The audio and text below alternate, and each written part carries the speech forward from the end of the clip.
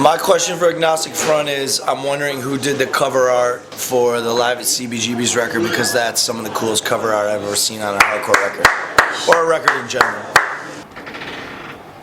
We have 3 Live at CBGB's record. Yeah. I'm assuming Scott's saying the first one. Who did that? Andrea did that. Andrea, who is a tattoo artist in New York, and she was a skinhead girl, original New York. She's a friend of ours. Original English skinhead girl, but New York skinhead girl, friend of ours. Grew up with us. Yeah, she's English, and grew up with us and part of our scene. And she took it the boots. She made the whole flash. She made the whole thing, and she did a great job. Yeah. Hey Roger, this is Rob from Born from Pain. Probably everyone asks you insider questions, and I'm not. So, listen. I know you're oi for old punk, oi music. You guys cover Cockspur. So, just tell everybody what's your favorite old English punk oi band. Why? I love Cockspur, so I love the cover. Tell everyone why you like it. Whatever. What's the best band and why? That's my question for today. That's a tough question. Yeah, we like a lot of bands. Cockney Rejects. Cockney Rejects is one of my all-time favorite bands. Blitz. I mean, But there's a lot of great oi bands. I mean, seriously, The Business, Sham 69, Cockney Rejects, Last Resort. Last Resort. Whoa. These are all classics. I can't put one in front of the other. And I don't want to do that either. Yeah, you can't. You can't. Just because they're all great, And of course, we had our own greats back home, Iron Cross, Yeah. So, I don't know. It's hard to say which is your favorite. There's so many great. They're all my favorite. They're all great albums. They're all my favorite.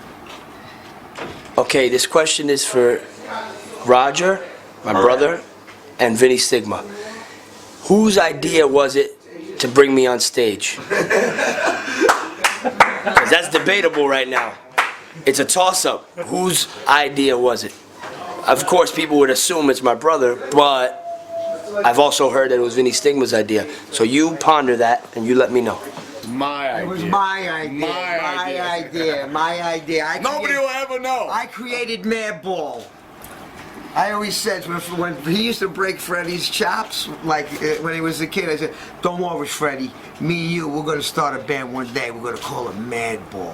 We used to call him Madball because he was ugly. Like, did you see Madball? Because he looked like an ugly little Madball. He was growing up. He's like, Madball. And then we made the band Madball. Yeah. But I don't know. It was I used to put him on my shoulders. Fred, I used to put him on my shoulders and play guitar. He was a little nervous all the time, but we used to make him do it. Yeah, we used to make him do it. Go out there, do it. We used to make shirts. And then what really did it is I had to go get a surgery. We were on tour with Cannibal Corpse, Militant Creation, and Obituary, and Agnostic Front, a big tour in America.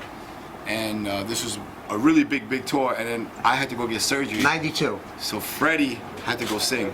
Yeah. So then that's when, no, that wasn't 92, that was like 91. That was 92. 92. And we already had the Madball single and stuff like that, but he used to get mad. We used to make him sing, he used to get mad. But I'm like, Freddie, you gotta go sing. He goes, oh man, I gotta go sing. Yeah. You gotta go sing. So I told him, you sing, you go. I threw him out. He sang for half the tour. He sang for half the tour. Yeah. It was really great. And then he had to come back. I remember I came back once and I still didn't feel good, and I said, forget it, I went back. Remember that? I was back for a day. I was screaming. I was in the truck stop. And, I don't remember that. And I had a very bad operation, and I couldn't take it anymore. So I said, I got to go back. And then Freddie again. Oh yeah, Freddie, the greatest hardcore singer. Yeah. I think so. My brother. Yeah, the greatest hardcore singer. Natural, smooth as ice on stage, relaxed, poised, the best, really. Gives it its all. I agree. Nah, he was brought up hardcore. Yeah, there's only very few people that are single-digit hardcore, like from under 10 years old. You know, like 1, 2, 3, 4, 5, 6, 7, 8, 9. Then 10 is a different digit. Yeah. Freddie was one of them. Harley was one of them. And Little Chris. Yeah, it was Little Chris. Never know, yeah. But then you don't know Little Chris. Yeah. Or even what's his name, Eric. Yeah. Eric, the first singer for the Cro-Mag. He was another little. Yeah. These are all little kids, and we were little kids that grew up in dangerous environment, in abandoned buildings, in vans, in between gangs, when it was dangerous to be into hardcore. I was a little older, so I took care of a lot of kids. You We know, used to- I did the right thing. We used That's to why I take come Freddie, back. and because he wasn't allowed, 87 Club, the show started at 3 o'clock in the morning. Normal, hardcore show. Yeah. No hardcore show now. 3 o'clock in the morning, you go to a hardcore show. This is normal in New York. Finished at 6 in the morning. I remember- That's a hardcore show. I remember putting him in the And drum the drums, because he and wasn't dragging allowed. him We're CBGBs. like bringing the drums, and they'd be no, is Freddie with you? No, yeah, he's in a drum case. Pop him out, and then they'd be mad because he's underage. He'd run around, the lady be chasing him. Yeah. He'd run in the crowd. No, what lady? Who? What? Where? What? Stupid. It's great. All right. And as usual, as any other interview, the last words go out to you. Come to the show, have a good time. Thank you, Berlin. You know, love it. We'll be back.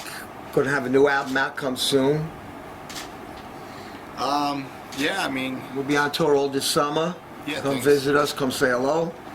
You know, Nuclear Blast, new record in November. So we'll be back. We'll be back. We're like the virus that never leaves.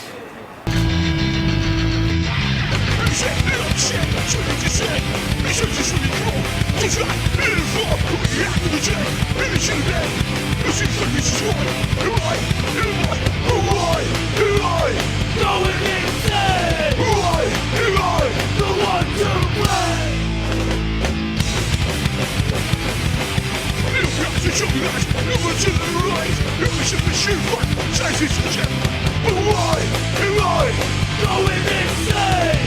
Why?